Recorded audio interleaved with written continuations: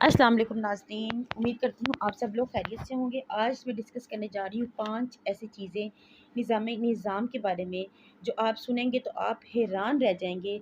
जो बहुत सारे साइंसदानों ने तहकीकात के बाद और मुख्तलिफ जानवरों पर तजर्बात के बाद ये एक नतीजा निकाला है जो मैं आपको आज बताऊँगी। तो एंड तक बने रहिएगा। शुरू करते हैं। नाज़रीन, आप जानते हैं कि खुराक को हम जिस शक्ल में खाते हैं वो हमारे काम नहीं आ सकती। मसलन रोटी के नवाले पेट में जाकर पानी में हल होकर जुज़्वे बदन नहीं बनते, बल्कि खुराक के हर हिस्से को अवामिल के पेचीदा मराहिल से गुजरने के बाद कारआमद बनाने की नौबत आती है। बेहतरीन खुराक वो है जिसमें मुख्तलिफ़ किस्म के अनासिर हों ताकि वो हर हिस्से की ज़रूरतों को पूरा कर सके। आम हालात में जब हमको भूख लगती है तो हम खाना खाते हैं। बात अगर पेट भरने की हो तो हम तो कुछ भी खाकर इसे भर सकते हैं, लेकिन ग़िज़ा के 3 अहम मकासद हैं।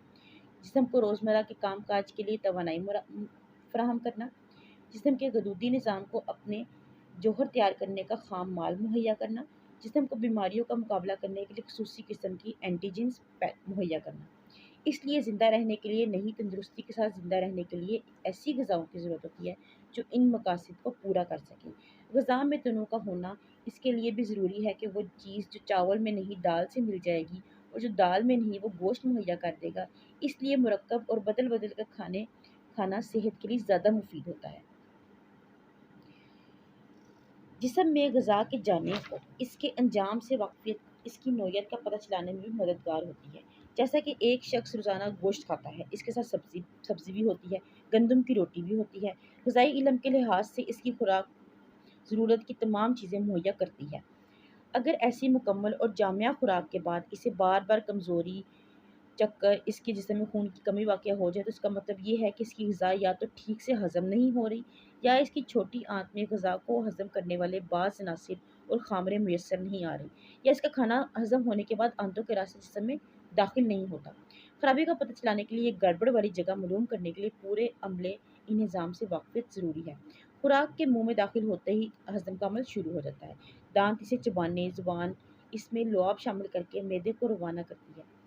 मैदे से ये आस्ता छोटी आंत को जाती है, वहाँ पर हज़म का अमल तकमील पाता है। खुराक कीमियावी इकाइयों में तब्दील होकर आंतों में बने हुए ख़ुसूसी आलात के ज़रिए जिस्म में दाखिल हो जाती है। नाकाबिले हज़म हिस्से फोक की शक्ल में बड़ी आंत में आ जाते हैं, जहाँ से मुख्तलिफ मराहिल से गुजरते हुए पखाना की सूरत में बाहर निकल जाते हैं। खुराक जिन मराहिल से गुजरती है इनके बारे में हमारा इल्म इंसानी जद्दोजहद की एक अफसानवी दास्तान है जिसका तज़किरा दिलचस्पी से खाली नहीं होगा। तो सुनते रहिएगा।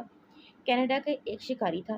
कनाडा में बर्फानी रीछों का शिकारी सेनेट मार्टन एक रोज़ रीछ मारने के लिए अपने तोड़ेदार बंदूक में गस फेर रहा था कि बंदूक चल गई। गोलियां इसके पेट में लगी और मैदे में सुराख हो गया। प्रोफेसर ब्यूमॉन्ट ने इलाज किया, मगर मैदे का सुराख बंद न हो सका। मुस्तकिल शिगाफ की शक्ल बन गई। डॉक्टर ने मौका गनीमत जाना और इस सुराख के रास्ते मुख्तलिफ चीज़ें दाखिल करके इसके हज़म का अमल का जायज़ा लेने लगा। मलमल की पोटलियां बनाकर इसको धागा बांधकर सुराख के रास्ते दाखिल करने के बाद इनको हर आधे घंटे के बाद निकालकर तब्दीली का जायज़ा लिया जाता। फिर इसी रास्ते मुख्तलिफ खाना दाखिल करके ये जानने की कोशिश की गई कि हज़म का अमल किस किस खुराक में क्या क्या तब्दीलियाँ लाता है। डॉक्टर ब्यूमॉन्ट इस अजीब सुराख से काबिल कदर मालूमात हासिल कर रहा था कि सेनेट मार्टन मर गया और इंसानी मैदा में खुराक के हज़म के बारे में मुशाहिदात का सिलसिला बंद हो गया। सेनेट मार्टन की मौत से हज़म के बारे में तहकीकात में जो तातुल पैदा हुआ था, एक रूसी डॉक्टर पेवलोव ने अपनी फ़रासत से हल कर दिया। सबसे पहले इसने एक कुत्ता लेकर इसका ऑपरेशन करके सेनेट मार्टन के मैदे की तरह का सुराख मसनूई तौर पर बना दिया। इस सुराख के रास्ते इसी तरह खाने पीने की चीज़ें दाखिल की जाती रही।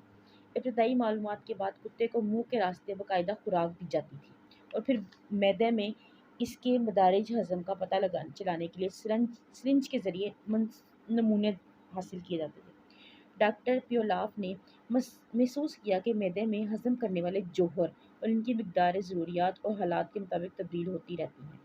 इसने कुत्ते के गले में भी सुराख बना दिया। इससे सूरत हाल ये हुई कि कुत्ता जो कुछ खाता वो गले वाले सुराख के रास्ते बाहर निकल जाता।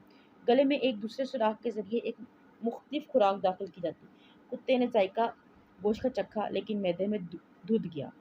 इस तब्दीली से मैदे पर क्या असर हुआ? इन मुतालियात के बाद पियोलाफ ने खुराक देने के औकात मुतय्यन करने शुरू कर दिए। اوقات کے تعین سے اور نئی نئی باتیں معلوم ہوئی۔ پیولاف کے تجربات اور مشاہدات سے جانوروں میں خوراک کے بارے میں جو دلچسپ حقائق معلوم ہوئے وہ میں آج آپ لوگوں کو بتاتی ہوں۔ نمبر 1 جو اس نے نتیجہ نکالا اپنے سارے اس تجربے سے وہ یہ ہے، جس کسی کو بھوک لگتی ہے تو اس کے پیٹ میں خصوصی قسم کے کھانے ہضم کرنے والے لعاب پیدا ہوتے ہیں، جس کو ہنگر جوسز کا نام دیا گیا۔ نمبر 2 کھانا کھائے جب عرصہ گزر جاتا ہے تو بھوک لگتی ہے۔ یہ بھوک کھانے کا وقت ہونے، کھانے کا سننے، کھانے کی خوشبو یا اپنے سامنے کسی کو کھاتے دیکھ کر بڑھ جاتی ہے۔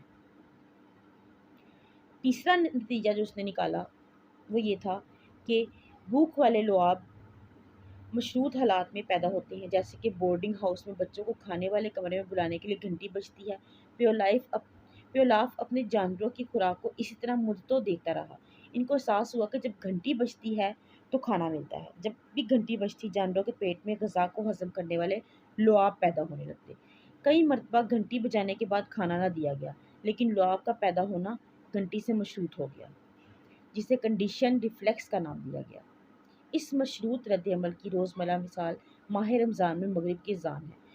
روزہ دار دن بھر بھوک پیاس محسوس کرتے، لیکن افطاری کا ڈھول بجنے یا اذان کی آواز سنتے ہی بھوک اور پیاس زیادہ بڑھ جاتی ہے۔ جیسا کہ آج کل رمضان چل رہا ہے 2022 کا، تو آپ نے یہ ایکسپیرینس کیا ہوگا کہ سارا دن ہم سے بھوک برداشت ہو جاتی ہے کھانے کو دیکھ کے بھی، لیکن جیسے ہی افطاری ہوتی ہے تو ہم اپنا ہاتھ نہیں روک پاتے کھانے کو دیکھ کر۔ چوتھا پوائنٹ جو اس نے کلیکٹ کیا وہ یہ تھا، حواس خمسہ کے اکثر ارکان بھوک پر اثر انداز ہوتے ہیں۔ خوشی یا غم کی صورت میں ایسے ہارمون پیدا ہو جاتے ہیں جو بھوک اڑا دیتے ہیں، جبکہ گھی میں تلی جانے والی مٹھائی کو آنکھوں کے ذریعے دیکھ کر خواہش پیدا ہوتی ہے۔ اسی طرح کباب پکتے وقت گوشت کا جو پانی کوئلوں پر گرتا ہے، اس کی خوشبو ناک کے راستے جا کر بھوک کو پیدا کرتی ہے۔ ہنڈیا میں چمچ چلانے کی آواز یا میز پر برتن بجنے کی آواز سے بھی بھوک لگتی ہے۔ یہ حیران کن نتائج تھے جو سائنٹسٹ نے نکالے، جو آج سے پہلے میں نے تو نہیں سنے، آپ نے بھی انشاءاللہ میرا خیال ہے کہ نہیں سنے ہوں گے۔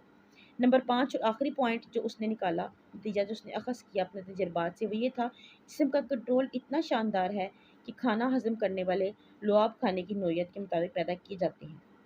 تجرباتی جانوروں کو جب خشک گوشت پیس کر دیا گیا، لعاب میں پانی زیادہ ہوتا ہے، اس کے برعکس تازہ یا پکے ہوئے گوشت کو ہضم کرنے کے لیے جو لعاب پیدا کیے جاتے ہیں وہ گاڑھے اور ان میں پانی کا تناسب نسبتاً کم ہوتا ہے۔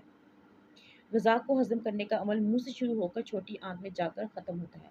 ڈاکٹر پیولاف کے دریافت کردہ یہ نکات ہاضمے کے عمل کو سمجھنے، اس کی خرابیوں کی تشخیص اور علاج میں بہت اہمیت رکھتے ہیں۔